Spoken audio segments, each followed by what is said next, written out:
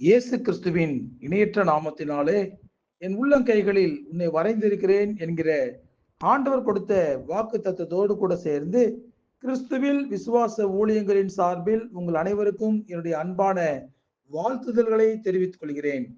இன்றைய நாளுக்கான golden apple ரோமர் 12ஆம் அதிகாரம் 2ஆம் வசனம்.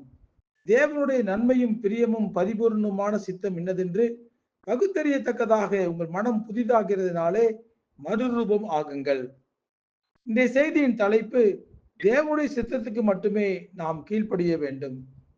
நம்முடைய வாழ்க்கையை குறித்து, நம்முடைய எதிர்காலத்தை குறித்து, நமக்கு என்னென்ன நடக்கப் போகிறது என்பதை குறித்து ஆண்டவருடைய சித்தம் என்ன என்பது யாருக்கு தெரிகிறதோ அவர்கள்தான் இந்த உலகத்தில் சந்தோஷமாக சமாதானமாக வாழ முடியும்.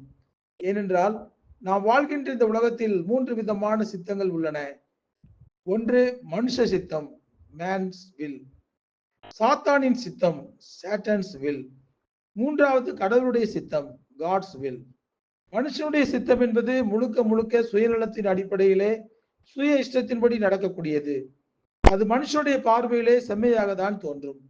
பரிசுத்த வேதாகமத்தில் படித்து பார்த்தால் ஏவாள் துவக்கி பல மனிதர்கள் தங்களுடைய சுய இஷ்டத்தின்படி அவருடைய வாழ்க்கையின் சித்தம் என்னவென்று தெரியாமல் போனபடியால் பரிதாபமான நிலையை சந்தித்தார்கள். ஆரம்பத்தில் அவர்களுக்கு செம்மையாய் தோன்றின வழிகள் எல்லாம் முடிவில் மரண வழிகளாக தான் முடிந்தன. ஏவாள் சுய இஷ்டத்தின்படி பிசாசின் வார்த்தைகளுக்கு கீழ்ப்படிந்ததினால் ஆண்டவருடைய சித்தத்தின்படி அவளுக்கு கொடுக்கப்பட்ட ஆசீர்வாதமான ஏதேன் தோட்டத்தை அவள் இழந்து போனாள்.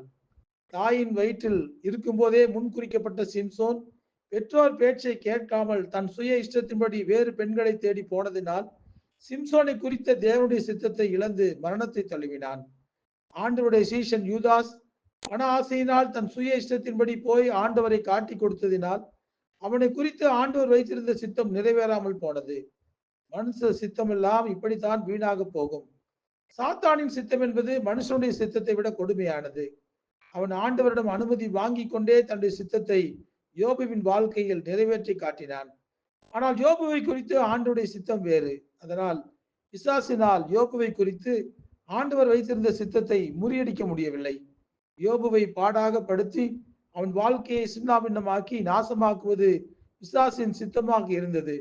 ஆனால் ஆண்டவருடைய சித்தத்தின் மேல் யோபு மிகுந்த நம்பிக்கை வைத்திருந்ததினால் தப்பித்துக் கொண்டார். மூன்றாவதாக, நம்முடைய வாழ்க்கையில் கர்த்தருடைய சித்தம் என்ன என்பது மிக மிக முக்கியமானது. எல்லோரும் ரட்சிக்கப்பட வேண்டும், சத்தியத்தை அறிகிற அறிவை பெற்றுக்கொள்ள வேண்டும் என்பதுதான் ஆண்டவருடைய சித்தம். அதற்காகவே அவர் நம்மை தேடி வந்தார். சகேயுவை தேடி போய் அவன் வாழ்க்கையில் ரட்சிப்பை கொடுப்பது ஆண்டவருடைய சித்தமாக இருந்தது. ஆண்டவருடைய சித்தத்தை சரியாக கெட்டியாக சகையை பிடித்து கொண்டார், ரட்சிப்பையும் பெற்றுக்கொண்டார். ஆகவே இந்த 3 வகையான சித்தங்களில் நாம் எந்த சித்தத்தை தேர்ந்தெடுக்கிறோம், எதற்கு கீழ்ப்படுகிறோம் என்பதை வைத்துதான் நம்முடைய எதிர்காலம் உள்ளது. ஒரு நாட்டில் தேர்தல் நடக்கும் போது வெற்றி பெற போகிறவர்களிடம் கூட்டணி வைத்திருப்பவர்கள் தான் வெற்றி பெறுவார்கள். ஆகவே ஆண்டவருடைய சித்தத்தோடு நம்முடைய வாழ்க்கையை இணைத்துக் கொள்வது ஆண்டவருடைய சித்தம் பரிபூர்ணமாக நம்முடைய வாழ்க்கையில நிறைவேறுவதற்கு துணையாக இருக்கும். அதனால்தான் சவுலை ஆண்டவர் சந்தித்த போது, ஆண்டவரே, நான் என்ன செய்ய சித்தமா இருக்கிறீர் என்று ஆண்டவரிடமே சவுல் கேட்டார். ஏனென்றால் சவுலை பவுல் அப்போஸ்தலனாக மாற்றுவது ஆண்டவருடைய சித்தமாக இருந்தது. ஆண்டவருடைய சித்தம் நிறைவேறுவதற்கு சவுல் தன் வாழ்க்கையை ஒப்புக் கொடுத்ததினால் அவர் பவுல் அப்போஸ்தலராக மாறினார். இன்றைக்கு நம்முடைய வாழ்க்கையிலும் ஆண்டவருடைய சித்தம் என்று ஒன்று இருக்கிறது. அதை நாம் புரிந்து கொள்ள வேண்டும். அதற்கேற்றவாறு நம்முடைய மனதை புதியதாக மாற்றிக்கொள்ள வேண்டும். அதன் பிறகு பாருங்கள், நம்முடைய வாழ்க்கையில் ஆண்டவர் சித்தம் என்னவோ அவை அனைத்தும் நன்மையாகவே நமக்கு நடக்கும். ஆகவே ஆண்டவருடைய சித்தத்திற்கு கீழ்ப்படிந்து அவரிடத்தில் நம்முடைய வாழ்க்கையை ஒப்புக் கொடுப்போம். ஜெபிப்போமா? அன்புள்ள ஆண்டவரே, எங்களுடைய வாழ்க்கையில் பல சமயங்களில் உம்முடைய சித்தத்துக்கு விரோதமாக எங்களுடைய சித்தத்தின்படி நடக்க வேண்டும் என்று சொல்லி நாங்கள் விரும்புகிறோம். அதற்காக என்ன வேண்டுமானாலும் செய்கிறோம். உம்முடைய வார்த்தையை மீறி கூட நாங்கள் நடந்து கொள்கிறோம். ஆனால் முடிவு எங்களுக்கு தோல்வியை கொடுக்கும் போது இது ஆண்டவருடைய சித்தம் அல்ல என்பதை புரிந்து கொள்ள எங்களுக்கு சரியான அறிவு இல்லாமல் போய்விடுகிறது. எங்களுடைய வாழ்க்கையில் மனுஷ சித்தத்தை நிறைவேற்றி சாத்தானின் சித்தத்துக்கு கீழ்ப்படிந்து போவதனால் எங்களுடைய வாழ்க்கையில் நாங்கள் செய்ய நினைக்கிற பல காரியங்கள் தோல்வியில் முடியும் போதுதான் எங்களுக்கு புத்தியே வருகின்றது.